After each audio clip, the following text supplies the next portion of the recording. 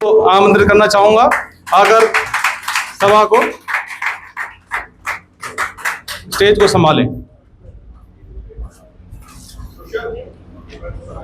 सबसे पहले तो कि ये सभी लोग सम्मानित लोग जो आए, हमारी आवाज पर बहुत बहुत धन्यवाद। और कहीं ना कहीं अगर हम सब मिलकर लड़ेंगे तो जरूर जीतेंगे।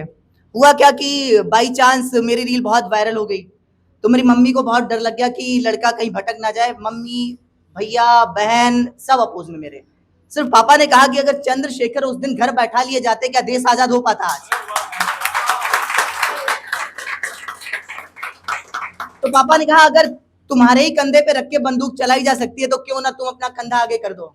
सिर्फ पापा का सपोर्ट है, इसके अलावा किसी का सपोर्ट नहीं। तो हमने कहा बिल्कुल जाएंगे, हर जगह आवाज उठाएंगे।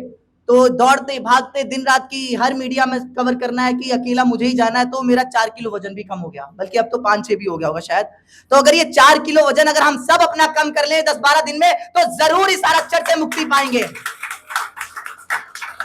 4-4 किलो अगर वजन हर कोई कम कर ले, क्योंकि काम सबके घर में है। हमें भी कॉलेज जाना है, मेरी भी कॉलेज की आज डेट आ गई है। लेकिन मैं सोच रहा हूँ अगर आंदोलन से अगर कुछ हल निकल सकता है तो क्यों ना आज निकाल लिया जाए।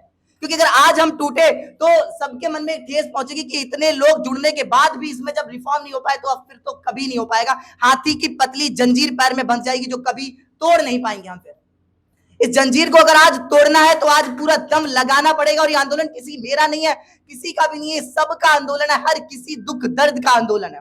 अब लोग कहते हैं कि बहुत होमवर्क करके आते हो तुम मीडिया में, तो मैं उनको बोलता हूँ कि ये होमवर्क करके नहीं आया हूँ, ये सारा होमवर्क मेरे खुद के ऊपर हुआ है। ये सारा होमवर्क मेरे ऊपर हुआ है। तो मेरे जवाब निकल जाते, गुस्सा आ जाता। सबके बहुत गुस्से में रहते हो तुम। गुस्सा तब आ जाता है जब दिखता है कि ये सारे मेरी दुख की नस दबा रहे हैं। ये दुख की नस को दबाते हैं। ये राजनेता जो एसी में बैठे हुए, इनको दर्द क्या पता।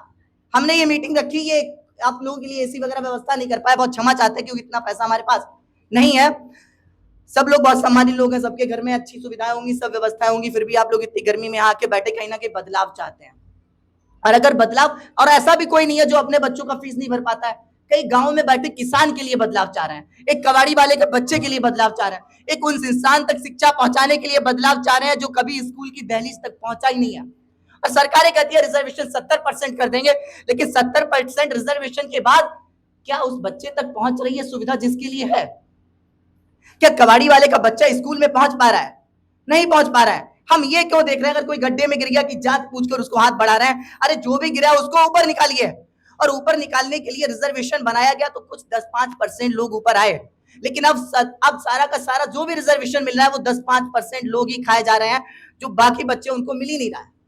एक सवर्ण परिवार का बच्चा घर दौलत सब बेच के पढ़ने जाता है, उसके बाद जब उसको दिखता है कि मेरा कोई भविष्य नहीं बचा है क्योंकि मैं 2 नंबर से रह गया, तब वो सुसाइड करता है। इस दहलीज तक मैं होके वापस आया हूं, तब मैं बोल पाता हूँ, इतना मीडिया में चीख पाता हूँ, क्योंकि गुस्सा आता है कि हाँ ये चीजें मेरे साथ हुई हैं। और इनको सबको मजाक लगता है, वो इनको लगता है कि ये तो मजाक की बात है, इसमें भी कोई रिफॉर्म की बात है, चुप हो जा। मुझे कहते हैं मीडिया, मुझे बोलते चुप हो जा, तू क्या बोल रहा है?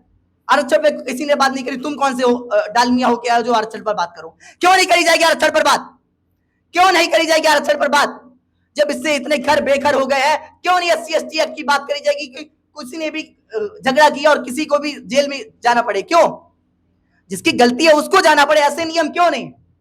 नियम ये क्यों कि किसी जातिगत आधारित व्यक्ति से कि अगर इसने तमाचा मारा है तो ये तो दोषी है, अगर इसने मारा तो वो दोषी नहीं है। जो गलती करे उसको सजा मिले, जो गलती ना करे उसको सजा ना मिले। मेरा कहना है कि कहीं ना कहीं अगर हम सब अपनी पूरी ताकत लगा देंगे, जी जान लगा देंगे, तो जरूर आरक्षण में रिफॉर्म होंगे और होकर रहेंगे। हम तब तक वहां बैठेंगे, या विजय होगी या वीर गति होगी। और ये किसी एक व्यक्ति की आवाज नहीं होनी चाहिए, हर किसी के अंदर ये दर्द होना चाहिए। अगर वहां बैठेंगे तो विजय या वीर गति।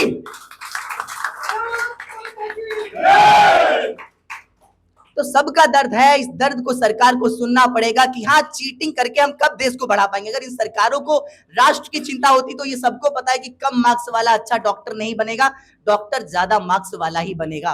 तो कम मार्क्स वाले को डॉक्टर क्यों बनाते जा रहे हैं? हम इस विषय पर चर्चा क्यों नहीं कर रहे हैं? अरे उस बच्चे को पढ़ाइए, वो भी ज्यादा नंबर ले आएगा। उस बच्चे तक सुविधाएं पहुंचाए आप, उस बच्चे को अच्छा स्कूल प्रोवाइड कराएं, उस बच्चे को भी उसी स्कूल में भेजा जाए जहां उसके आसपास की संपन्न परिवार के बच्चे जा रहे हैं। इस तरीके से रिजर्वेशन दिया जाए, ना कि चीटिंग के फॉर्म में 350-500 नंबर को बराबर कर दोगे। घर बेच के बच्चे पढ़ने गए हैं, वो नंबर उसके कैसे खा लोगे आप? इस बच्चे को पढ़ाइए, मैं नहीं कह रहा हूं कि इस बच्चे को पढ़ाया ना जाए, उस बच्चे को भी उस स्कूल में भेजा जाए जहां संपन्न परिवार के बच्चे जाते हैं। अब वो गवर्नमेंट स्कूल होगा या प्राइवेट, ये सरकारें तय करें, लेकिन दोनों के लिए सेम स्कूल होगा।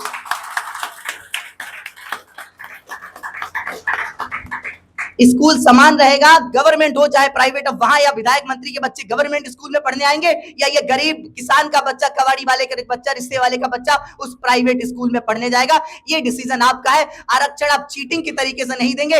आपको आरक्षण देना है तो उस तक शिक्षा पहुंचा कर दीजिए, उस तक उसकी सुविधाएं, उसकी फीस, उसके आने जाने का खर्चा, उसको 2 वक्त की रोटी देकर आरक्षण दीजिए, ना कि उसको चीटिंग दीजिए। फिर आप कहते हैं कि कॉर्पोरेट ऑफिस में कितने लोग हैं? भाई कॉर्पोरेट ऑफिस में भी 90% कर देंगे, सारे बिजनेस में लौट जाएंगे अपने देश। कौन अपनी बिजनेस यहां लगाएगा? जब तुम आरक्षण लगाकर बच्चों को कहोगे कि हम प्राइवेट सेक्टर में भी लगा देंगे तो कोई नहीं रुकेगा यहां। अरे उस बच्चे को पढ़ाइए, वो भी प्राइवेट ऑफिस खोल सकेगा खुद का। क्यों इंडियन सीईओ, इतनी कंपनियों के बाहर विदेशी कंपनियों के सीईओ इंडियंस हैं? उनके अंदर प्रतिभाएं हैं। क्या वो प्रतिभाएं अपने देश में नहीं दिखा सकते? क्या वो कंपनियां अपने देश में नहीं बन सकती? क्या वो सारे काम क्या देश में नहीं हो सकते? हो सकते हैं, अगर हम उनको एजुकेट करें, आरक्षण चीटिंग के तरीके से ना दें। लेकिन इस विषय पर चर्चा करने का ना सरकार के पास समय है और ना ही टीवी डिबेट्स में समय है, क्योंकि वो भी सिर्फ और सिर्फ जाति पात में, धर्म में लड़ा कर, धमका कर राजनीति करते हैं। राजनीति ऐसी गंदी हो चुकी है कि सिर्फ इनको 5 साल में एक नारा बनाना है, और उस नारे को इतना हाइट करना है, इतना कट्टरवादी नारा बनाना है कि सबको लगे कि ये तो मेरे समाज का ही नेता है और बस मेरे लिए ही सारा काम करने को तैयार है, कट मरने को तैयार है। लेकिन उसी व्यक्ति से पूछ लिया जाए कि आपकी ही जाति के लिए कितने लाइब्रेरी कॉलेज आपके गांव में खुलवाए हैं, तो शायद एक भी नहीं निकलेगा। सिर्फ ये नारे देते हैं और कट्टरपंथियां फैलाते हैं देश समाज में। शायद मैं थोड़ा कम बोल पा रहा हूं क्योंकि आप लोग इतने सम्मानित लोग मेरे सामने बैठे हुए हैं। तो उन तक शिक्षा पहुंचाई जाए, बस इतना सा दायित्व है। और अगर हम सब अपना वजन कम कर लेंगे, अपने काम को छोड़कर आज इस काम को सबसे ज्यादा महत्वता दे देंगे, तो शायद आने वाली पीढ़ियां सुधर जाएंगी। धन्यवाद, आप सब लोग आए, बहुत धन्यवाद। जो और एक और मुझे क्यों रहेगी कि मुझे वहां बैठना पड़ा, आप लोगों को इधर बैठा के, इसके लिए मैं क्षमा चाहता हूँ। तो सब लोग समान है और सब आए, और सब अगर एक साथ उठकर आवाज उठाएंगे तो जरूर बदलाव होगा।